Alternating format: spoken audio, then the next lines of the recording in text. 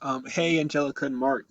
Um, so basically, I'm kind of going to go over these two stores and kind of show you guys what I typically talk about when it comes to e-com screencast, and then you guys can kind of build yours around that.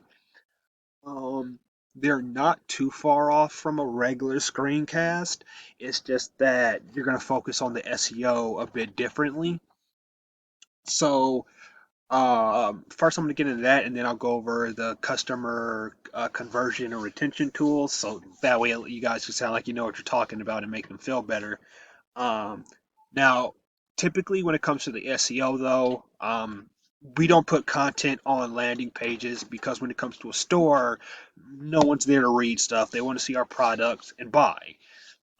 Typically, when it comes to a landing page, we want to have as many call to actions as possible without cluttering anything. And so, like these are actually great. They have about what three call to actions.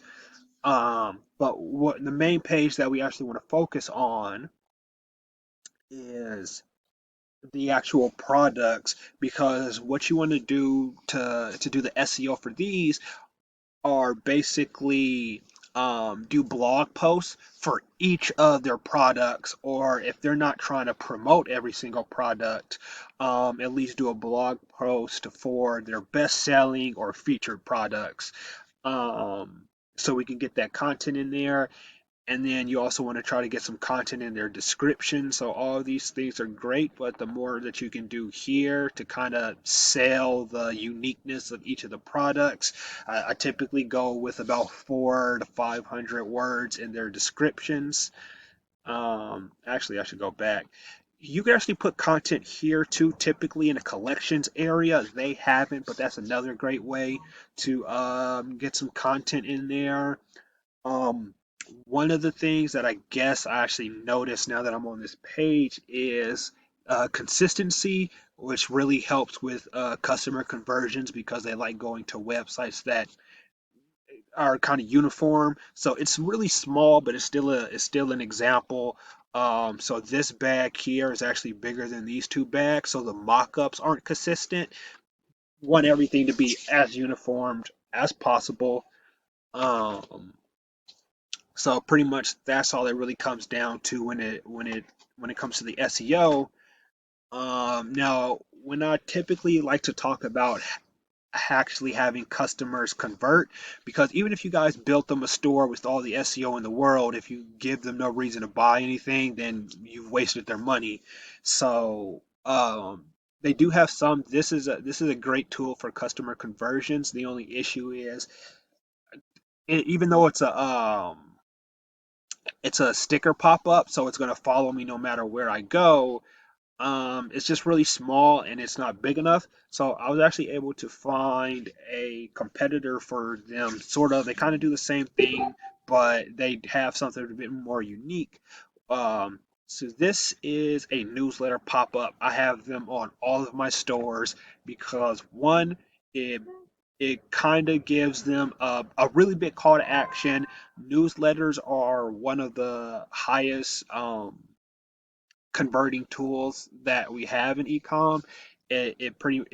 It brings customers back and keeps them long term, especially if you have great products.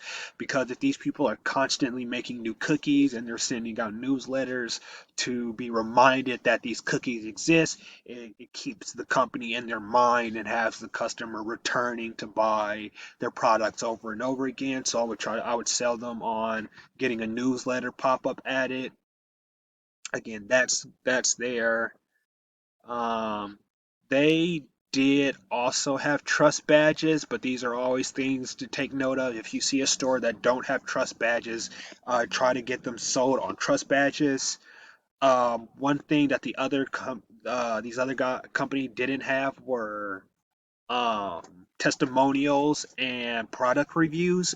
If you can get those on there, I always recommend having customer reviews because it really helps with trust. Because one big thing is with ecom is a lot of people don't trust our sites because there's a lot of fake sites out there that take people's money. So having testimonials that show that definitely helps. Let me click on products.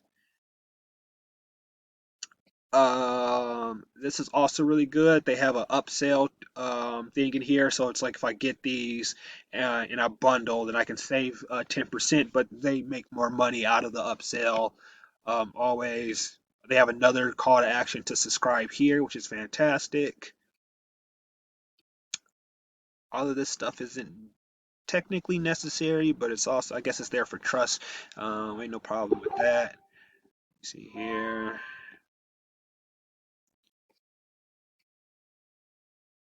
Yeah, but other than that, those are the main things that I typically focus on when doing a ecom screencast.